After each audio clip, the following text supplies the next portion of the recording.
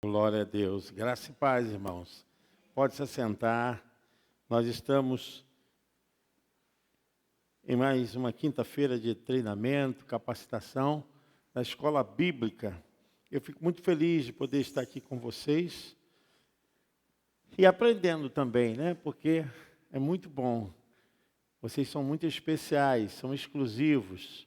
Deus escolheu vocês para estarem aqui. Quero dizer que vocês são os melhores de Deus, porque quem se dedica ao aprendizado está decidindo para o crescimento, para compartilhar coisas e realmente possam edificar as vidas, as pessoas, e nós estamos felizes. Bom, nós estamos concluindo uma parte do nosso estudo em relação ao ser tricotômico, né? Nós já falamos sobre isso, que tricotomia é o homem tripartido. Na sua essência, ele existe como espírito, alma e corpo. Trabalhamos a questão do espírito, o que é espírito, o que tange ao espírito. O espírito está relacionado a qual ato dentro da vida existencial. Nós trabalhamos todo esse aspecto relacional ao espírito. Hoje nós vamos trabalhar a respeito da alma, né? Nós, inclusive, falamos um pouquinho, mas não fizemos o fechamento, a alma.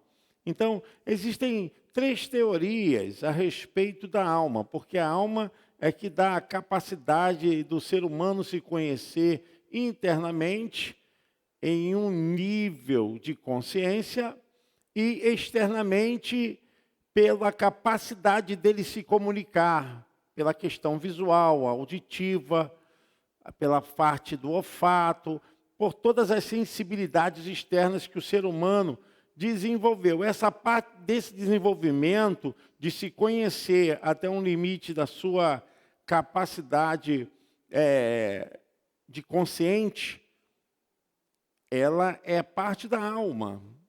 Então, nós trabalhamos toda essa parte quando fala a respeito de conhecimento, da parte intelectiva, da parte afetiva e das decisões.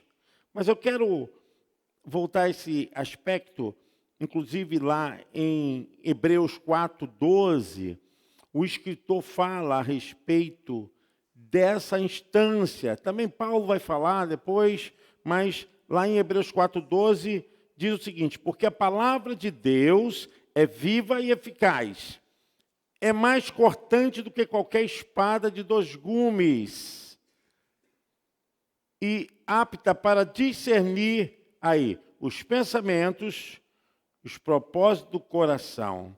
Então nós temos aí dividir alma e espírito, juntas e medulas, e apta para discernir os pensamentos e propósitos do coração. Nós vemos aí o ser humano na sua existência completa. Porque o ser humano, ele não vive sem a alma, não vive sem o corpo, e essa separação se dará no momento, mas quando isso acontecer, o seu espírito e a sua alma serão preservados, né?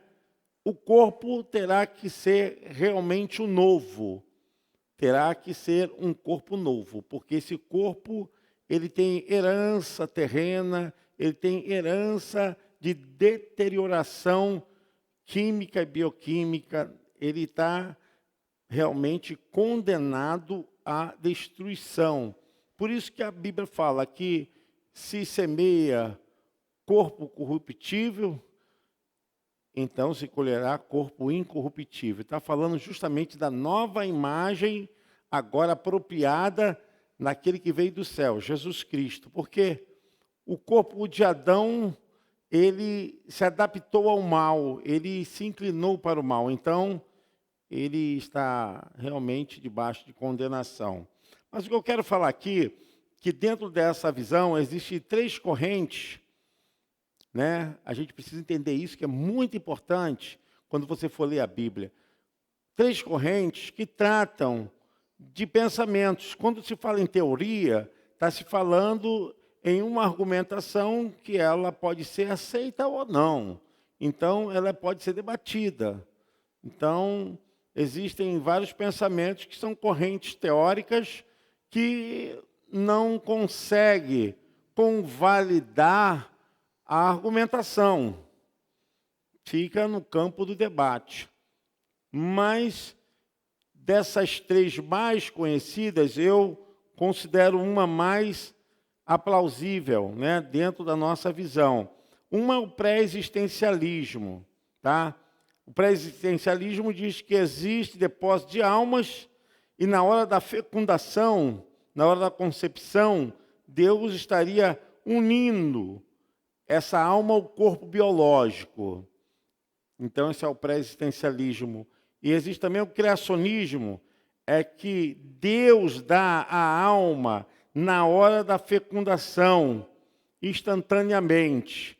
Quer dizer, seria criado instantaneamente. Deus uniria, então, a alma a essa aparição da fecundação, que esse é o criacionismo. Tá? E tem o traducionismo, que eu chamo que é mais convincente dentro da Bíblia, o traducionismo. A alma vem dos pais por ordem e autoridade de Deus sobre o homem. Deus, quando cessou a sua obra, ele disse que viu que era muito bom.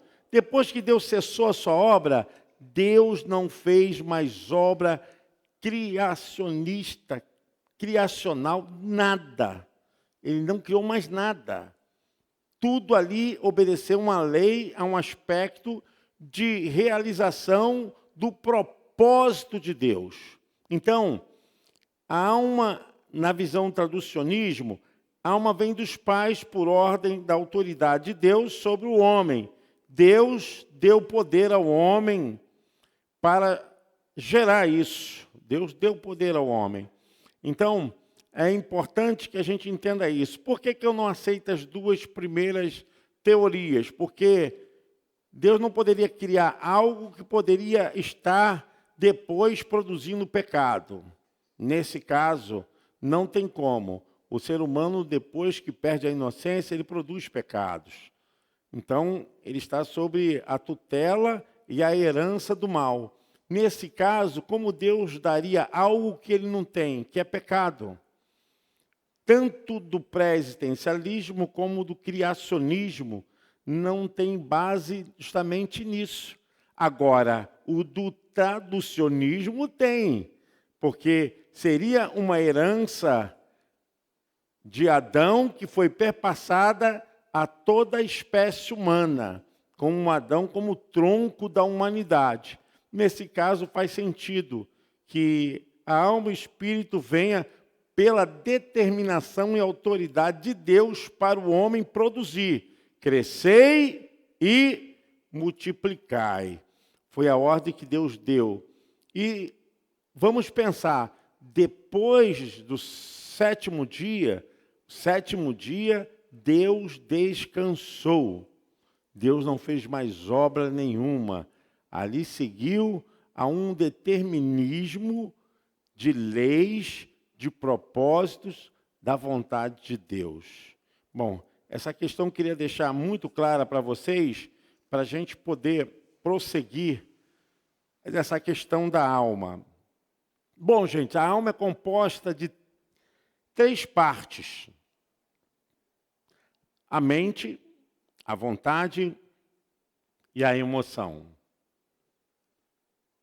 Então, na mente, nós temos o conhecimento. Na vontade, nós temos a decisão. E na emoção, nós temos os sentimentos. Então, são poderes que Deus deu. E é importante a gente entender isso, que tem coisas que acontecem dentro da igreja, no culto, ou até mesmo em casa, que são da área da mente e não do espírito. Isso acontece muitas vezes. Pastor, tem alguma coisa errada? Não tem. Desde que você saiba entender e interpretar as coisas que são verdadeiramente de Deus e as coisas que são produzidas pelas emoções humanas, ou pelo conhecimento humano, ou pela vontade humana. Então a gente precisa entender isso. Agora, Deus pode trabalhar a nossa alma para o seu propósito? Só pode. Deus só trabalha assim. Mas isso se o espírito humano estiver convertido à obra da redenção. Se o espírito humano não tiver convertido à obra da redenção, a alma humana ela está entregue totalmente, deliberadamente ao pecado. Porque quem peca não é o espírito, quem peca é a alma, é a vontade, é o conhecimento, são os sentimentos. Então, vamos passar aí, Roberta, vamos entender um pouco mais dentro dessa visão. Os irmãos acompanhem aí. A palavra de Deus aponta-nos a alma como composta de 3 partes. São elas: a mente, a vontade e a emoção. Estas 3 faculdades constituem a personalidade humana. A alma é a sede da nossa personalidade, é o nosso eu. É por esse motivo que a Bíblia, em alguns textos, chama o homem de alma. A alma concentra as principais características do homem, tais como amor, ideias, pensamentos e etc. Aí vamos ver abaixo a função da vontade. Está aí. A função da vontade é uma das constituições da faculdade que o homem tem, é a vontade. A vontade, ela é uma das qualidades, dos atributos que Deus deu ao homem. Por isso que o homem é responsável por sua salvação e por sua condenação. Então, não existe essa, porque eu não fui salvo por causa da minha irmã, do meu irmão, do pastor, da pastora, seja lá quem for. Então, isso são desculpas por falta de conhecimento. Porque todos quantos têm essa capacidade de exercer esse poder facultativo, têm responsabilidade diante de Deus, responsabilidade civil, responsabilidade daquilo que possa acontecer com a pessoa mesma. Então, não existe isso. Então, a função da vontade é buscar, recusar. Os textos bíblicos estão aí corroborando, gente. Escolher. Então, essa é a parte que compete essa capacidade da alma, dentro dessa característica, vontade. Então, ela busca, ela recusa, ela escolhe. Está aqui esse poder que ela exerce. É o poder das decisões. Tá? Na teologia chama de poder volitivo. Tá? Tem aí o texto. À luz dos textos citados, concluímos que a vontade é uma das funções da alma. A vontade é o instrumento para as nossas decisões e indisposições. Sem a existência da vontade, seríamos semelhantes a um robô. O pecar ou não pecador estaria relacionado à vontade. O pecar ou não pecador está relacionado à vontade. Então, o que peca é a alma, o que tange a esse desejo desenfreado de pecar é a vontade, essa característica da alma. Bom, dentro dessa vertente da alma, nós podemos ver uma característica também que é importante, a função da emoção. A função da emoção. A emoção é extremamente importante. Ela traz cor à vida humana. No entanto, jamais podemos nos deixar guiar por ela. Isso estou falando para a alma que está sendo edificada pelo Espírito Espírito de Cristo, tá? A gente tem que ter o cuidado para que as nossas emoções não tomem o lugar de Deus, não tomem o lugar da vontade de Deus, porque aí estaríamos agindo pela nossa vontade dentro das emoções. Então, as emoções se manifestam de muitas formas, entre elas, amor, ódio, alegria, tristeza, pesar, saudade, desejo e etc. Alguns exemplos de emoções que nós vimos aqui têm uma corroboração bíblica, né? Que é 1 Samuel 18:1, 2 Samuel 5:8 e também Isaías 61:10. Então, todas essas bases bíblicas nos mostram como as emoções, elas trabalham e, de uma forma bem explícita, demonstra as suas funções. É importante que a gente saiba, precisamos das emoções? Precisamos. Jesus também se emocionou. Jesus também chorou, Jesus se alegrou, Jesus teve compaixão, teve momentos que Jesus ficou chateado, emoção.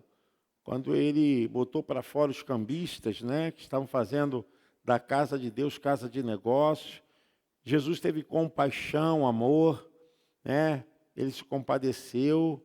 Diversas vezes nós vamos ver essa ilustração de emoção sendo trabalhada na estrutura humana de Jesus, porque as pessoas às vezes querem tirar essa humanização de Jesus. Não tem como, ele não venceu como Deus, né? A gente precisa entender isso.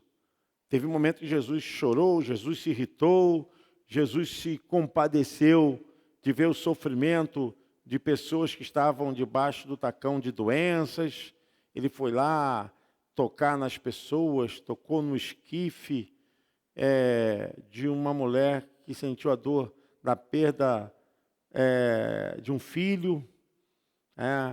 Então, todas essas atividades humanas, ministerial de Jesus, não deixou de mostrar que ele era uma pessoa que tinha emoções manifestas, explícitas, mas ele não se deixava dominar ou ser dominado pelas emoções, ao ponto que no campo da luta que ele teve lá no Getsêmani, o diálogo que ele cria com o Todo-Poderoso, ele demonstra isso.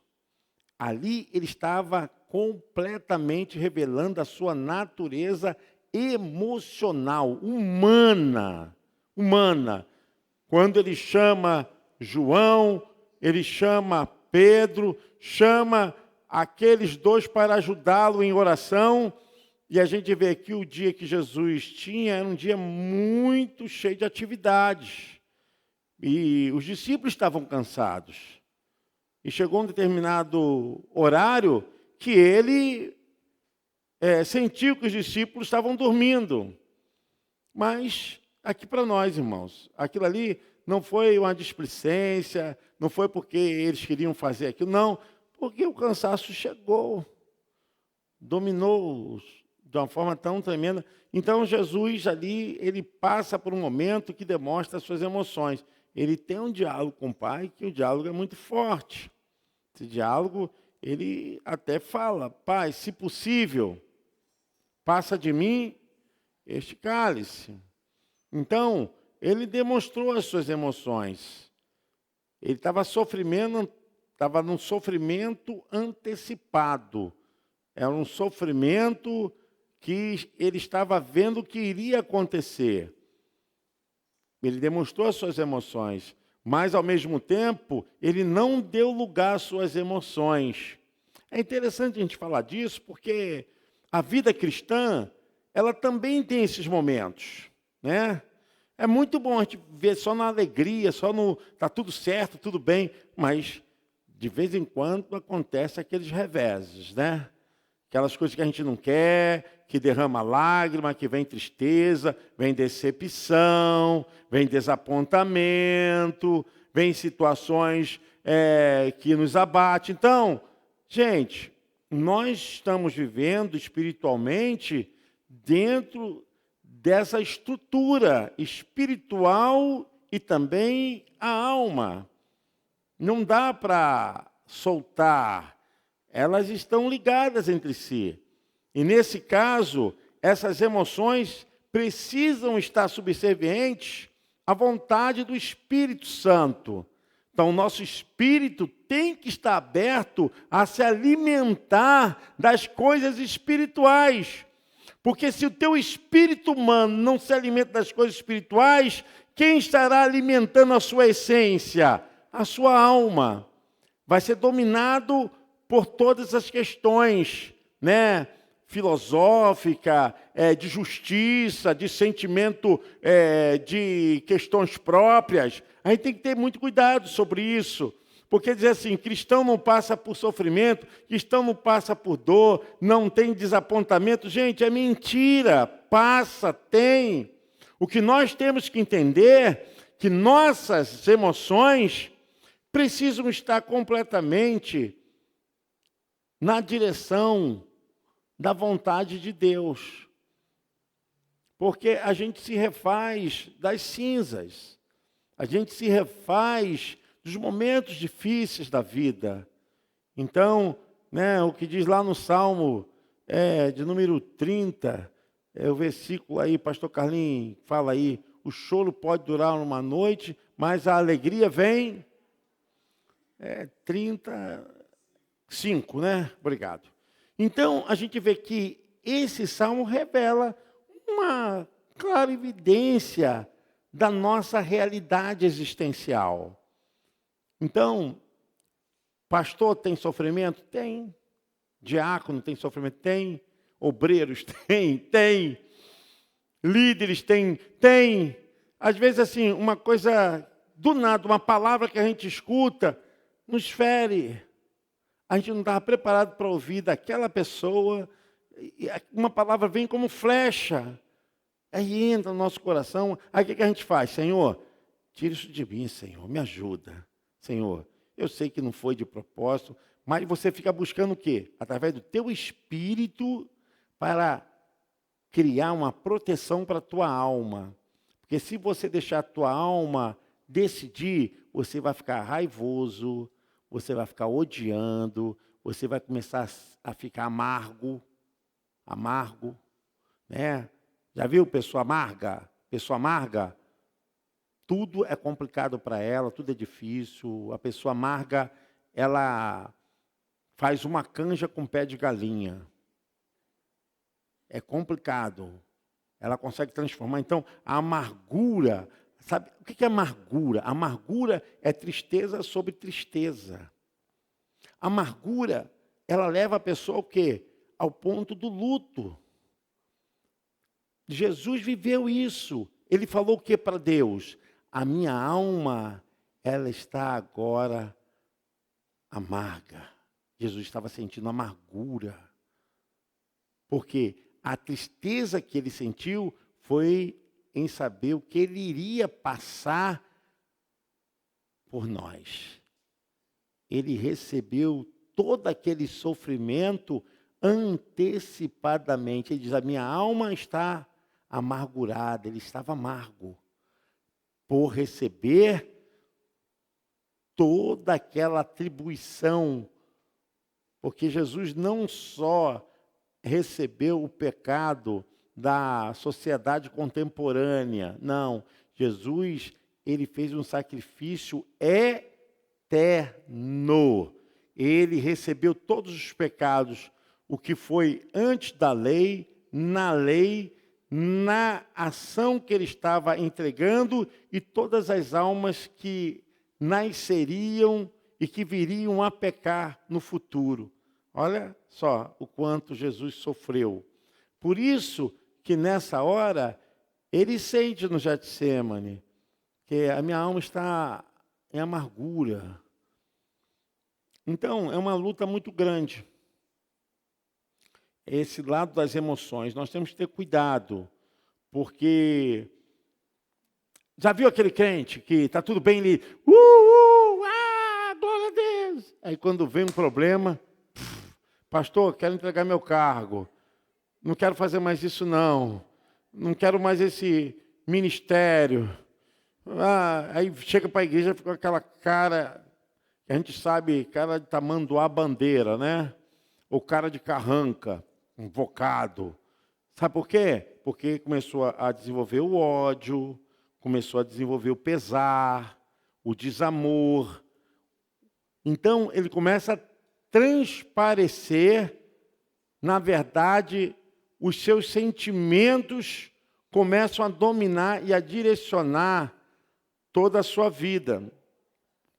Então, eu quero dizer que nem todos têm essa capacidade, porque nem todos espiritualmente estão preparados. Para você aguentar esse turbilhão de confusão das emoções, você precisa espiritualmente estar bem. Porque na vida nós temos decepções, desapontamentos, e às vezes não são coisas que foram criadas pelas pessoas, mas nós mesmos criamos essas coisas. Então, precisamos saber lidar com essas coisas. Quando eu falo isso, eu estou falando também de perigos, porque uma pessoa que vive muito na amargura, nesse amargor, ou no ódio, ou no rancor, se ela não se voltar para Deus, ela fica com um coração iracundo, o coração fica consolidado com esse mal. O coração, em vez de ser de carne, como diz Ezequiel, o coração se torna de pedra. Esse é o problema. Não é a literalidade do texto, pedra, pedra em si, mas um coração insensível, incapaz de escutar a voz de Deus, a voz de quem quer que seja, para o bem. Então, a função das emoções, elas têm uma parte importante na nossa vida. Mas temos que saber subjugá-las ao sacerdócio de Jesus Cristo. Porque senão, nós vamos ficar amargos dentro da casa de Deus, dentro de casa, nas nossas relações sociais. Tem gente que, infelizmente, se esconde, né, atrás desse sentimento que, em vez de ser uma emoção que desponta relacionamento, festividade, acaba se tornando algo que fere, que machuca, né? Que demonstra que não está satisfeita. A gente pode ver o caso de Jesus. Jesus se amargurou. Ele se amargou ali, né? Ele se amargurou, mas ele disse, contudo, seja feita a sua vontade. Então, ele estava completamente espiritual para entender o propósito de Deus na vida dele. E é isso que eu quero falar para os irmãos. Quando nós não sabemos o que Deus tem para a nossa vida, o nosso ministério, o nosso chamado, nós começamos também a amargurar, amargar. A gente começa a fazer a obra de Deus como porco-espinho, né? A gente machuca as pessoas, fere as pessoas. E a gente tem que cuidar das coisas que Deus nos deu com amor. Com amor. Por isso a nossa alma tem que estar preparada. Uma coisa é você agir e você ter o reflexo de que errou, de que você não agiu bem, foi um lapso. Outra coisa é você ser uma pessoa que constantemente consegue transferir essa amargura para as pessoas, né? Bom, a função da mente também como conhecimento. Pode passar aí, Roberta. Isso. Aí tem um texto bíblico, né? Romanos e Provérbios sugerem que a alma necessita de conhecimento. Então, eu entendo que essa parte do conhecimento é a parte intelectiva. Também é uma faculdade pela qual o Criador nos deu para não sermos robôs e também nem culparmos ninguém e nem tampouco usar isso como uma argumentação para demonstrar que nós não somos capazes.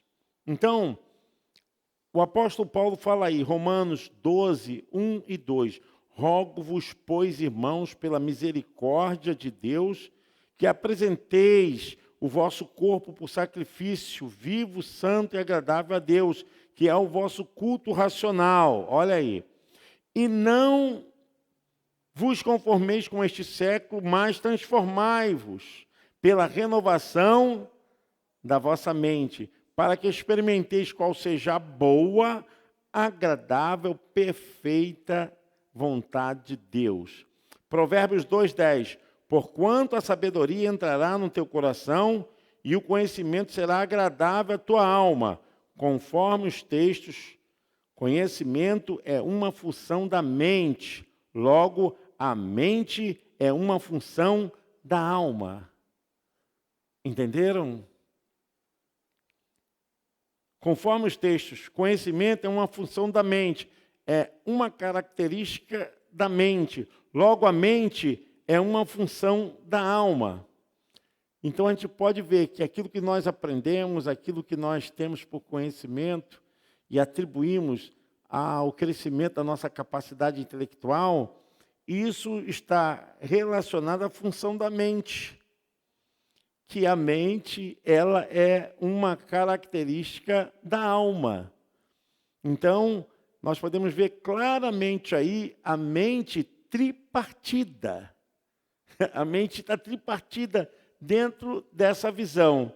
A gente percebe que a mente está partida com conhecimento, com a vontade, decisão, com a emoção, que são os sentimentos. Isso são atributos, são qualidades da nossa alma. Uma das características relacionadas à nossa mente é o saber. Salmo 39, 14. Está aí. A lembrança, fazer lembrar. Lamentações 3, 20. Minha alma continuamente os recorda e se abate dentro de mim.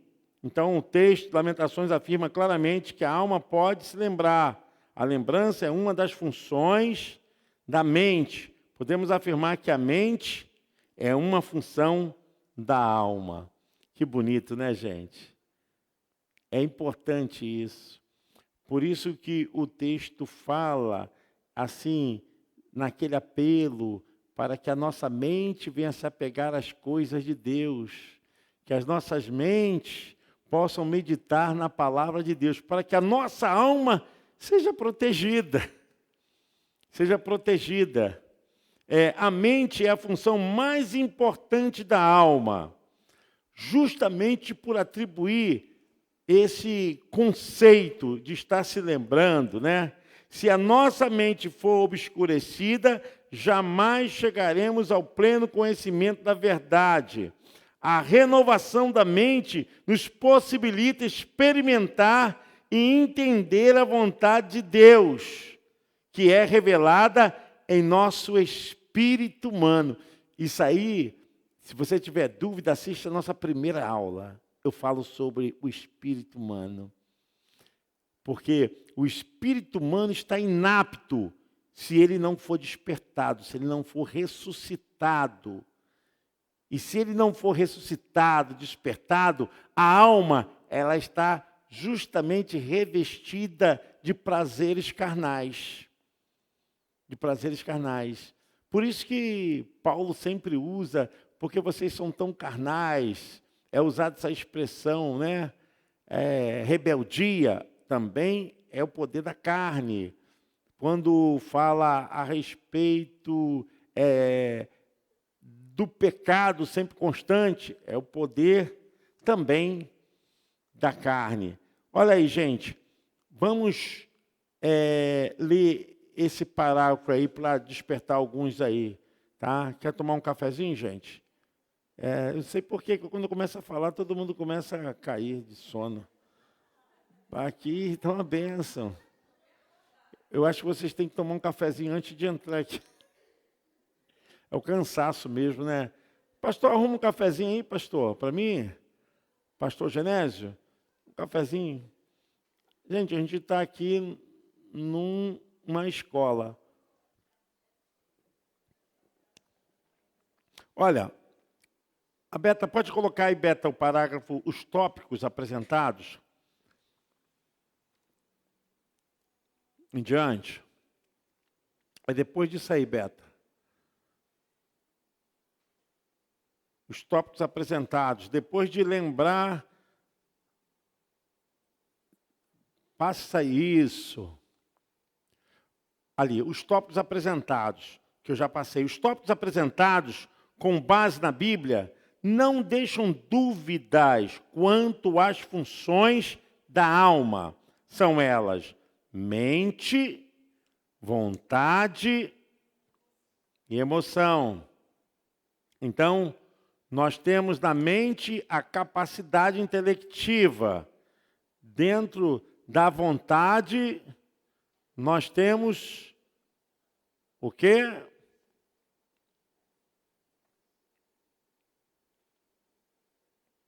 Vamos lá, povo. Vocês esqueceram? Dentro da mente, a parte intelectiva, da vontade, a parte da decisão. E também a emoção é a área de quê? Dos sentimentos. Parabéns, pastor. Isso aí. Gente, depois que vocês conseguirem estruturar essas ações na constituição do ser humano, vocês vão entender a Bíblia. Porque a gente vai entender quando Deus está falando com um profeta, com um apóstolo, na questão espiritual ou na questão emocional. Porque em muitos casos nós vamos ver, está relacionado para levantar, para estimular, para poder fazer com que a pessoa possa se ascender no campo das decisões, da parte intelectiva. Não necessariamente o caso de Elias, vamos estudar. Eu defendi a tese sobre Elias. Elias entrou numa depressão crônica. Por quê? A alma dele se fechou, porque o campo que trabalhava a mente, a vontade e as emoções foram completamente dominados. E a gente vai ver... Obrigado, pastor. É para te motivar, você que está com soninho aí. Então a gente vai ver, pastor, isso aí não está tirando o foco da espiritualização de maneira nenhuma. A primeira aula eu falei, não tem como o homem ser espiritual se ele também não for alma e corpo. Então, essa ação tripartida, ela é uma unidade individual. Tá? Indivíduo vem justamente da condição que não pode se dividir. Não pode se desmembrar um indivíduo, né? E a gente percebe como é importante, hoje em dia, até pegando esse gancho, a medicina oriental. Por que está invadindo América do Norte, América Latina? Sabe por quê, irmãos? Porque eles sempre trabalhavam a doença como uma causa que pegava o indivíduo, não o corpo. Então, a medicina tradicional, ela trabalha isso, ela cuida da doença, ela não cuida da pessoa. Mas é outra coisa, é outro assunto. Mas eu quero dizer para vocês que a Bíblia nos revela dessa forma. Então segue o parágrafo abaixo, gente, pode acompanhar aí. A palavra de Deus nos mostra que aqueles que andam segundo os padrões da alma, da vontade, da mente e emoções, são chamados de carnais. Carnal não é exatamente aquele que anda na prática do pecado, pois os que andam no pecado possivelmente ainda não nasceram. Quer dizer, pelo Espírito de Deus. Todo aquele que é nascido de Deus não vive na prática do pecado, pois os que permanecem nele é a divina semente. Ora, esse não pode viver pecando porque é nascido de Deus. Os cristãos que vivem segundo os padrões da alma tendem a seguir a função da alma que lhes é mais peculiar. Né? A gente tem aqui, por exemplo, vamos dar razão à alma. Os emotivos usam as emoções como um critério da vida espiritual. Se forem tomados por calafrios e fortes emoções, conseguem fazer a obra de Deus. Mas se as emoções acabam, também o ânimo se esvai. Olha só. Padrões da mente. Estes recusam as emoções. Também é um perigo. Por isso que eu falei, tem que estar sempre equilibrado pelo Espírito de Deus, porque a gente não pode tirar essas características da alma, porque elas vão servir para a obra de Deus, claro, controlada pelo Espírito Santo na vida do crente. Então vamos ver, os padrões da mente. Como a mente ela é muito intelectiva, racional, dentro da característica da mente, gente. Eu posso me tornar um crente inacessível às emoções que Deus está trazendo para a igreja, que Deus está trazendo para a minha vida. Isso não é bom. Estes recusam as emoções, até criticam os emotivos como sendo carnais. Os que não percebem é que andar segundo a mente também é da alma. Os que andam segundo o padrão da mente tendem a ser extremamente críticos.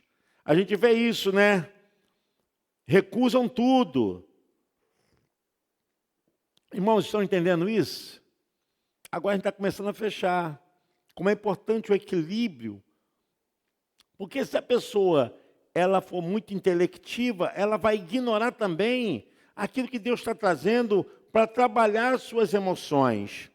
Os que andam segundo o padrão da mente tendem a ser extremamente críticos e naturais na obra. Geralmente não aceitam o sobrenatural e querem colocar o Espírito Santo nos seus padrões de mente. Então, ignoram muitas vezes a espiritualidade e o sobrenatural. Então, a gente tem que ter cuidado com isso, porque a gente tem que aprovar.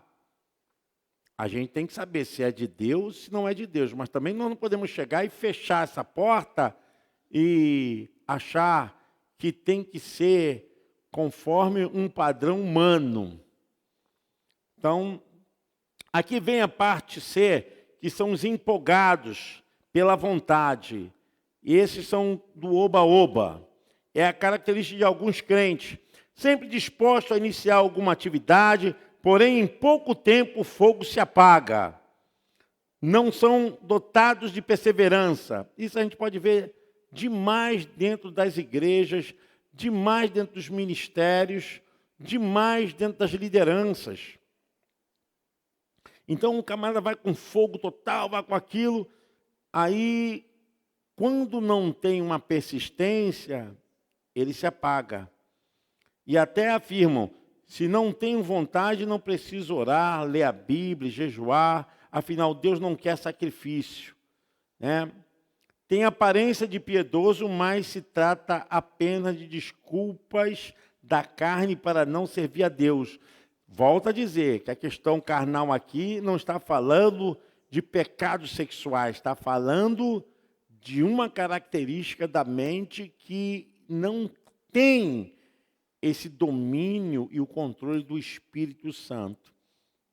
Bom, Se o nosso andar é segundo a alma, invariavelmente cairemos em algum dos 3 pontos expostos acima, ou em todos eles. Lembre-se, os que estão na carne não podem agradar a Deus. Romanos 8, 8. Gente, eu gostaria de chegar assim e dar desculpas. Eu gostaria, quantas vezes assim vocês já tiveram isso, e às vezes pessoas falam assim, poxa, mas você vai fazer a si mesmo? Porque nós ignoramos, muitas vezes, o poder da carne sobre a essência da nossa existência. Porque no poder da carne você vai dar desculpa e você vai ter até motivos para dar essas desculpas. Então, nós estamos tratando de algo que nós sentimos, nós passamos, nós sofremos, mas nós sabemos dirigir essas ações que as características da nossa alma têm, que é a da mente, da vontade e das emoções. Isso é muito importante. Quem muitas vezes não teve vontade de jogar tudo para o alto, abandonar, isso está ligado às características da alma, da mente, da vontade e das emoções. Devemos transformá-la. Vamos voltar aqui ao outro parágrafo. Concluímos que a nossa alma é ruim, não é correto. O erro é andarmos confiados em sua capacidade de pensar, entender e sentir. Os que andam segundo a alma não andam por fé. Eu achei fantástico essa descrição. Então a gente tem que ter cuidado. Até hoje eu falei com o irmão Vitor. Irmão Vitor, pede ao nosso SD para se preocupar mais com o fundo emocional, porque o fundo distrital vai aumentar. O senhor chegou a ouvir, irmão Vitor? O áudio que eu mandei para o senhor? Mandei para o senhor. Por quê? Se o ser humano ficar fazendo a obra de Deus doente, ele vai render o quê, irmãos? Se a alma da pessoa está doente, ela tem que ser tratada. Ela tem que ser cuidada. E a gente vai ver isso na Bíblia, desde Gênesis ao Apocalipse. Todos os homens de Deus, o próprio Jesus também foi ferido na alma. Mas ele subjugou, essas características da alma nas mãos do Senhor. Seja feita a tua vontade, Senhor. Porque não é fácil, não estou dizendo para vocês aqui que é fácil. Por que pessoas que estão muitas vezes na igreja, firmes aparentemente, e por qualquer motivo saem, aí você vai ver que eles saem de um ponto para outro extremo.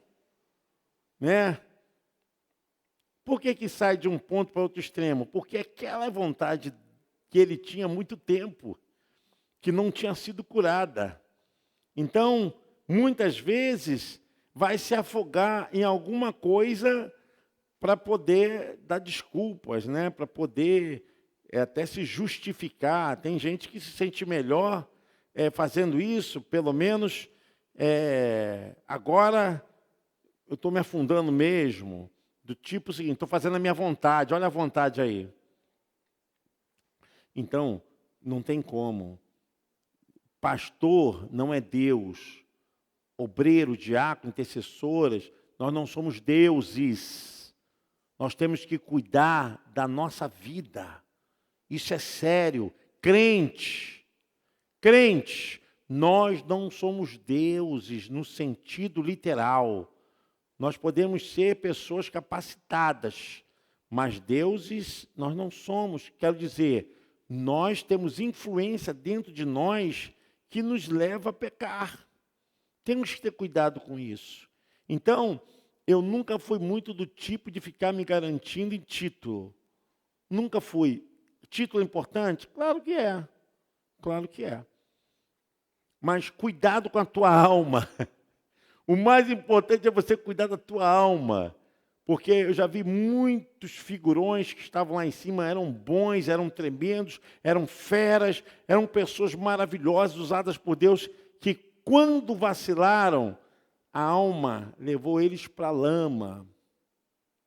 Não que eu venha aqui me alegrar com nada disso, não estou falando disso, estou explicando a vocês o cuidado que nós devemos ter. Porque, irmãos, o pecado, ele vem em forma cintilante. Ele vem de uma forma assim que a gente vai se enganando, né? Ao ponto de amarrar a pessoa está sobre uma teia. É terrível. Bom, agora esse parágrafo aqui, gente, devemos transformá-la, e este processo de transformação dura a vida inteira. Como transformar a alma?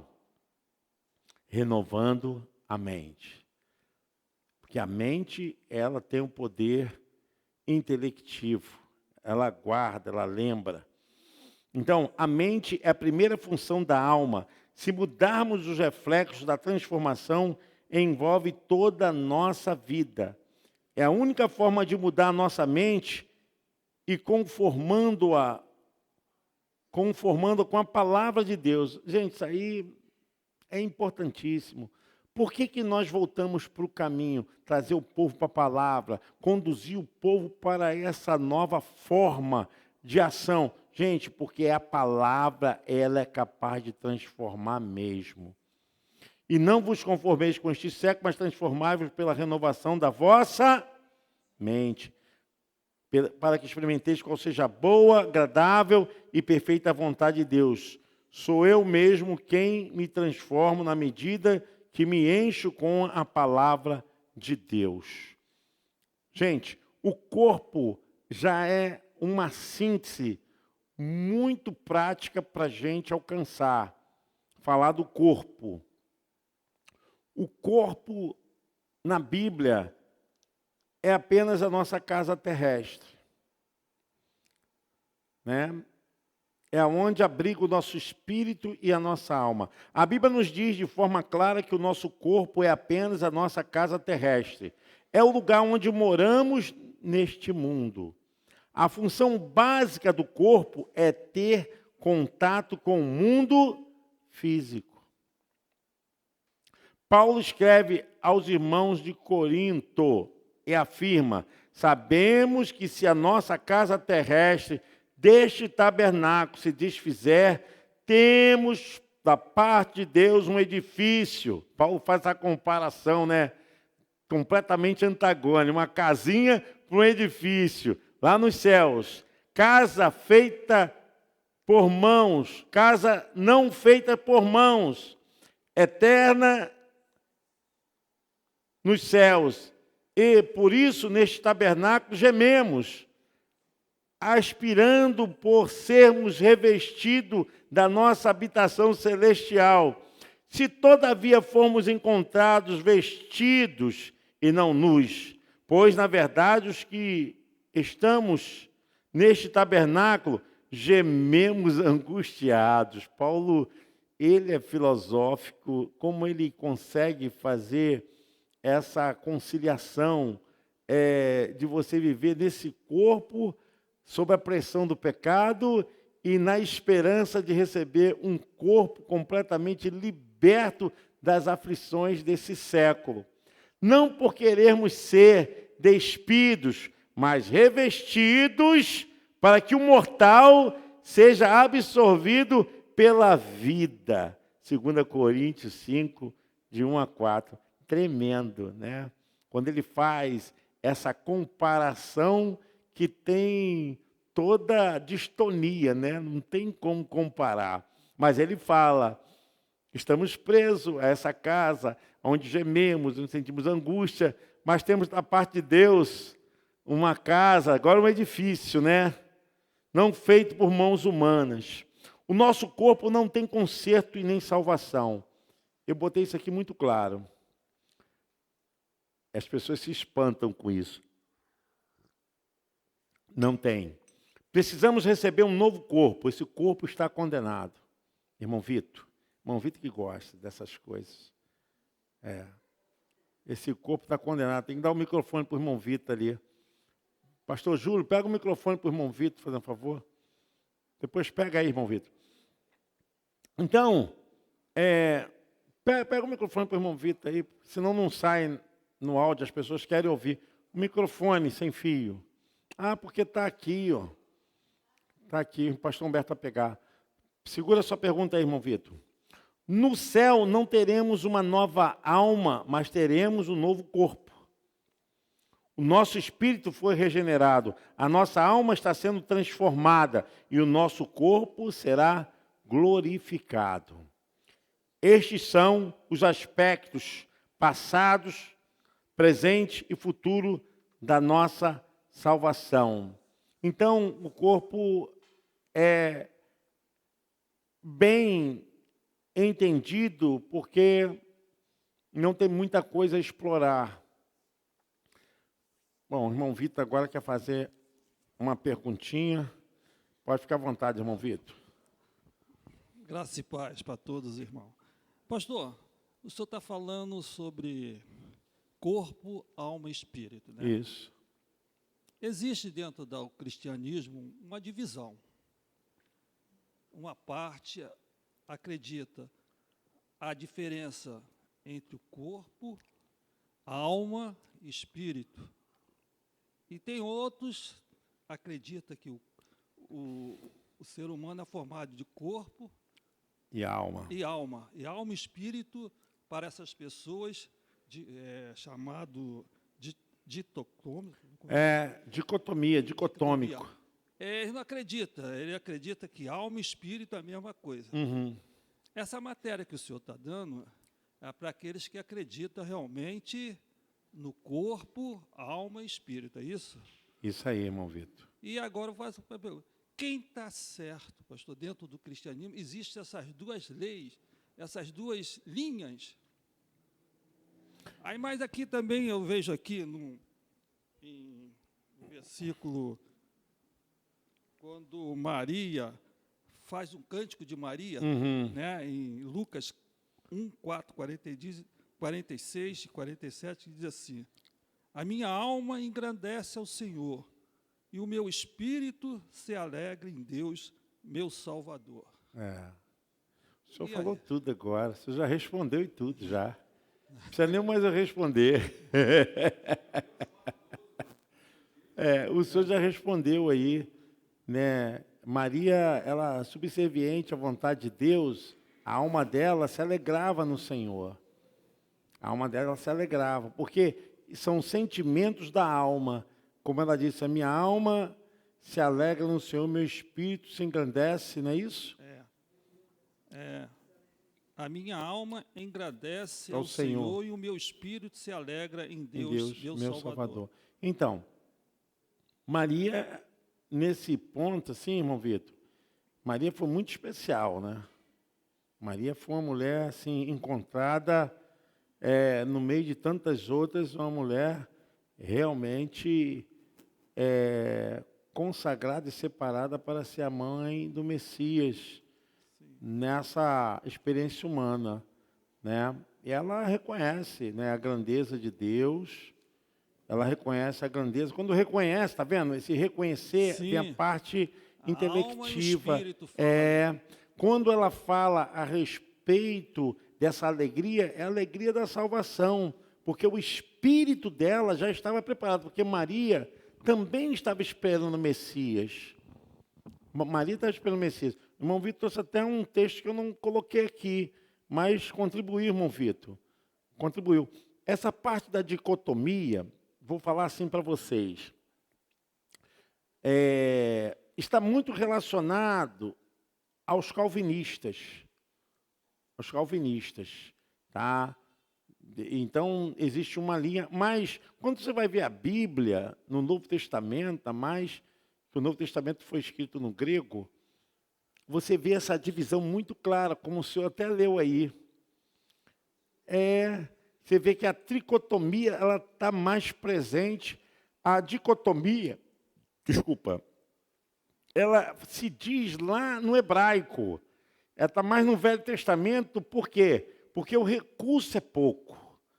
Porque a língua hebraica, ela tem pouco recurso dentro dessa visão. Por isso é que a gente vai ver que Alexandre, o Grande, ele queria dominar os povos através da língua, do grego. Por quê? Por causa da informação, da robustez da língua. Você vê que no tempo de Jesus, era o grego koener, né? Que era usado muito, que era aquela facilidade que o povo pegou por causa da maneira como foi enxertado o grego junto com o latim. Os romanos também dominaram e mantiveram a língua grega justamente para poder dominar os povos. Uma da visão de Alexandre o Grande era não tirar as culturas e nem a língua dos povos que ele dominava, mas ele colocava a vertente da língua grega para fazer parte de toda a cultura dos povos que eram dominados, né? E isso foi Alexandre o Grande. Quem foi estudar Alexandre o Grande, ele conquistou o mundo praticamente. Ele conquistou o mundo. Morreu novo, isso por causa do orgulho e da dificuldade da liderança que ele tinha lá. Mas ele dominou o mundo. Mas morreu muito novo por causa disso. Porque houve... Você vê que Alexandre, ele casa até com mulheres estrangeiras para poder ter mais força e domínio em cima dos povos. Fazia isso, não por questão que amava, não. Fazia isso por causa... alargar a estrutura do seu domínio. Poder. Mas é isso aí, irmão Vitor, o senhor falou certo. Gente, olha, não tem como negar. O irmão Vitor está falando uma coisa que está bem dentro do que nós tratamos aqui, irmão Vitor. A língua grega, ela trouxe um benefício muito grande para o trabalho da evangelização dos povos. Porque se não fosse a língua grega, Paulo ia ficar ali. Fica ali na Judéia, fica ali em Jerusalém, fica ali em Samaria. Mas foi por causa da língua grega que o povo, porque o domínio já estava todo, em quase todos os continentes. E com essa facilitação, Paulo levou a palavra para a Europa. A palavra de Deus foi chegando porque justamente a facilitação da língua que ajudou, né? Gente, nós estamos terminando essa parte. Quinta-feira que vem, nós vamos voltar com um novo assunto, né? Nós trabalhamos bem devagar. Se você quiser entender melhor, pega todos os áudios, os vídeos e também todo esse material que nós colocamos aqui já está dentro do grupo que nós estamos trabalhando. Então, os conteúdos já estão todos lá, só esse aqui que vão entrar, né? Eu digo esses que vão entrar porque alguns vídeos e áudios, né? Que é compartilhado, às vezes são divididos, mas serão entregues no máximo até no domingo, tá? Vai ser colocado lá no grupo. A nossa ideia é formar um grupo de debate, de crescimento, de tirar dúvidas. A gente vai fazer semana que vem, o assunto que nós vamos tratar, vamos distribuir para que vocês possam distribuir papéis, para que vocês possam fazer perguntas dentro do contexto do assunto. Tá bom? Não sei se vocês têm algum assunto, mas se vocês tiverem algum assunto para tratar, pode colocar lá no grupo que eu vou responder. Pastor, eu gostaria que falasse sobre isso. Eu não quero trabalhar aqui, irmãos, dentro de uma visão só muito teológica, porque poucas pessoas vão ter acesso. Então, a gente precisa ter um nível que venha mesclar, né? para que todos possam entender. Tem um irmão ali que é novo, convertido, tem outros que estão chegando. Então, eu acho legal, se você tiver alguma dúvida, pastor, eu não entendi bem isso. Você pode buscar dentro do nosso grupo. Se você não está no nosso grupo do WhatsApp, pode dar o seu nome ao pastor Júlio, nós vamos colocar o seu nome lá. E você pode interagir. O grupo lá para interagir. Heavy, estou com dúvida disso, não entendi bem isso. Como é que funciona isso? Nós vamos estar, na medida, respondendo.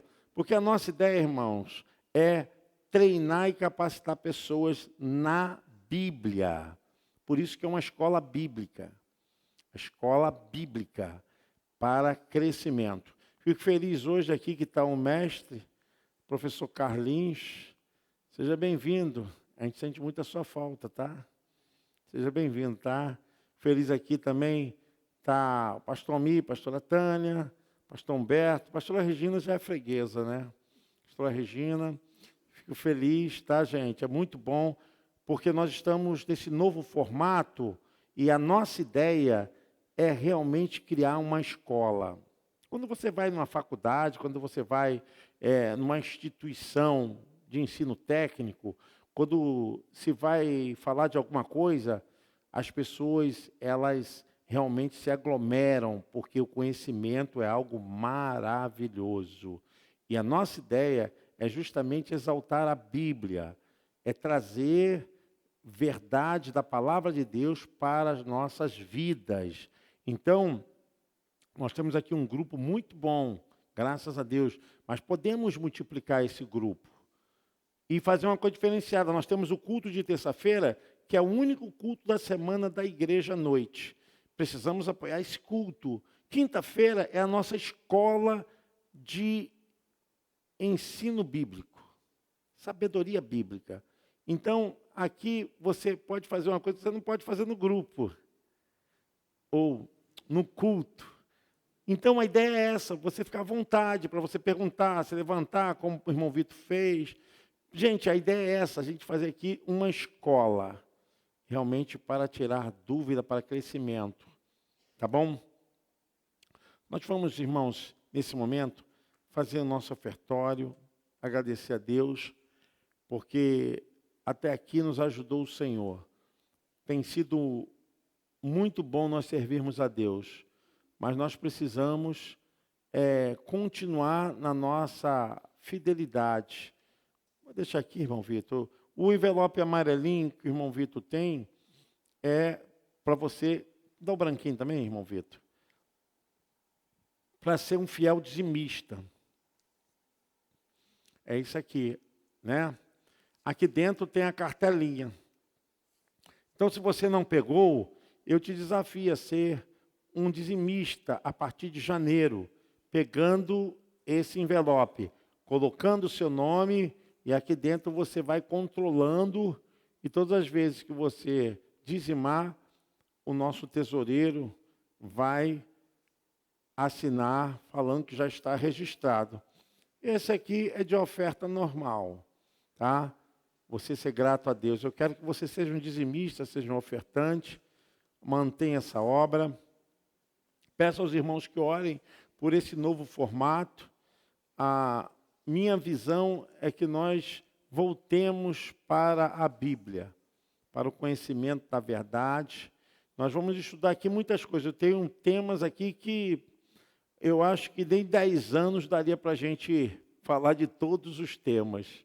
Tem muitos temas, mas nós vamos crescendo devagarzinho.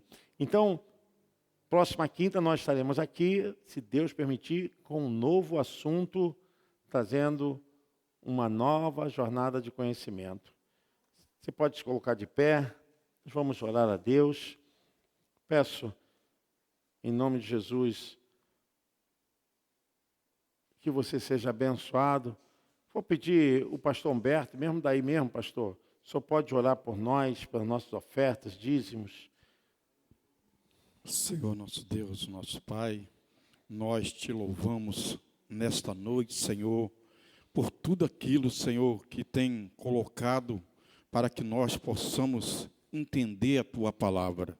Nós somos gratos a Ti, Senhor, por este momento tão especial, Senhor. Glória a Deus. E agora nós vamos ofertar, nós vamos dizimar a Tua casa, que possamos, ó Deus, dar o nosso melhor para a Tua obra, Senhor. Abençoa cada servo, cada serva, Senhor, multiplicando, abençoando a sua casa, o seu trabalho, Senhor, em tudo que colocar a planta dos seus pés, as suas mãos, sejam abençoados em nome de Jesus. Nós te louvamos e te agradecemos, Senhor, em nome de Jesus. Amém. Amém. Aqui, irmão Vitor. Irmãos, enquanto o irmão Vitor vai recolhendo, eu quero aproveitar esse momento para saber se você já tem um projeto de fé. Alguém ainda não tem um projeto de fé? Todos já têm um projeto de fé? Pode se assentar, irmãos. Todos já têm um projeto de fé ou não tem? Então pode se assentar. Eu vou pedir aqui ao pastor Humberto, quantos projetos de fé eu posso levar? Quanto você quiser, para as pessoas da sua família, para os amigos.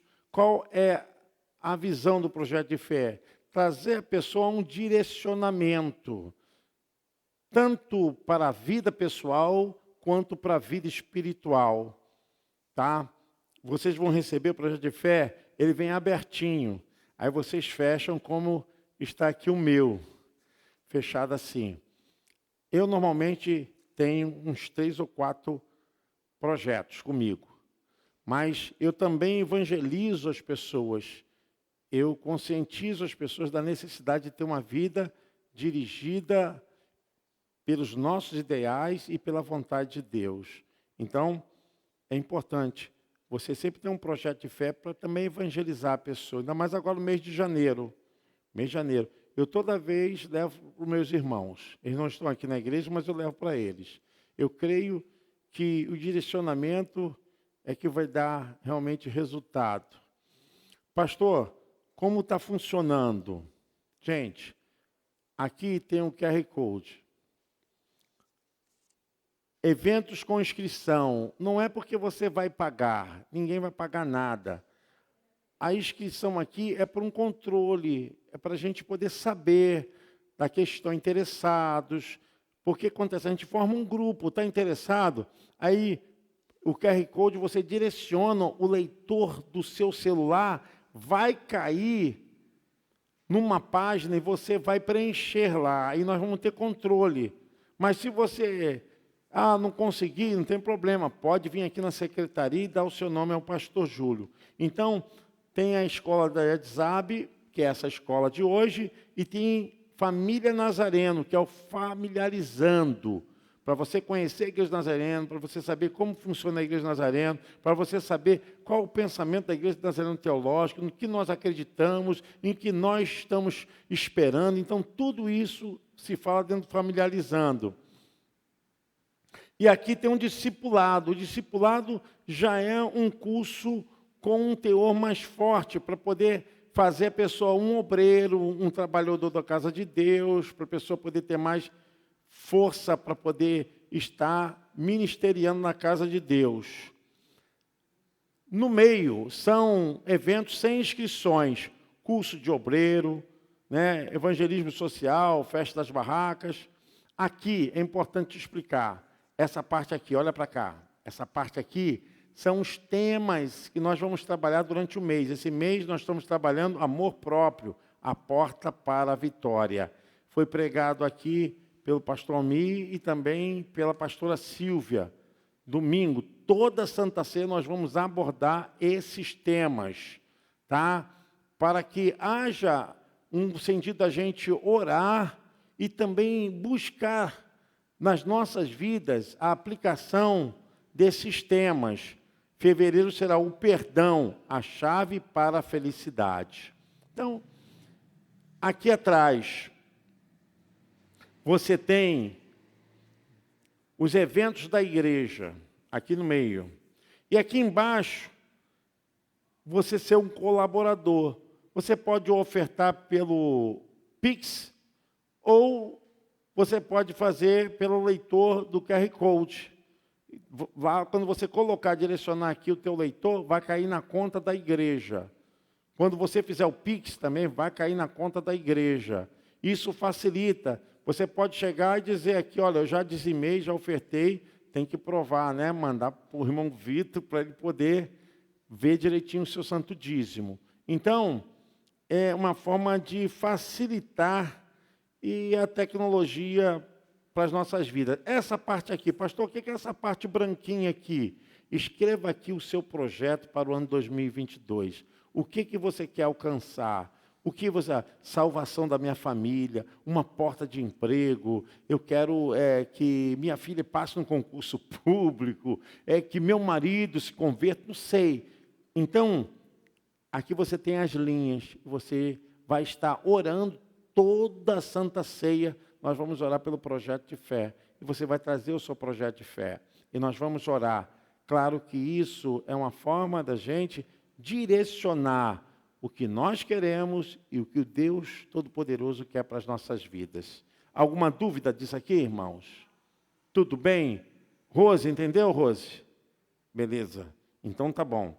Tá. Pastor, quantos eu posso levar? Leve o que você quiser. Tá? 10, 5. Pastor, eu vou evangelizar minha família com isso. Leve, evangelize. Tá? Nós queremos, irmãos, trazer a igreja para um direcionamento, para ninguém ficar solto, para ninguém... A gente tem um direcionamento, porque o povo unido, ele jamais será vencido. O povo tem que estar unido. Alguma pergunta, pastora Regina, pastora Tânia, irmão Eduardo, Valdo, Ana, Paula, Gracinha? Comentários, amém. Você pode se colocar de pé. Deus abençoe. Obrigado pela sua presença. Volto a dizer, você é muito importante. Vocês são privilegiados de Deus. A presença de vocês aqui, gente, vou falar para vocês, tem um ganho nos céus muito grande. Porque são poucos aqueles que querem, mas vou dizer uma coisa, aqueles que buscam realmente serão usados para a obra de Deus. Eu fico feliz pela vida de vocês. Senhor, leva-nos em paz e que a graça do nosso Senhor e Salvador Jesus Cristo, que o grande amor de Deus, nosso amado e eterno Pai, e que a doce, a maravilhosa presença divina, Espírito Santo, seja com todos vocês, hoje e para sempre. O povo de Deus diz...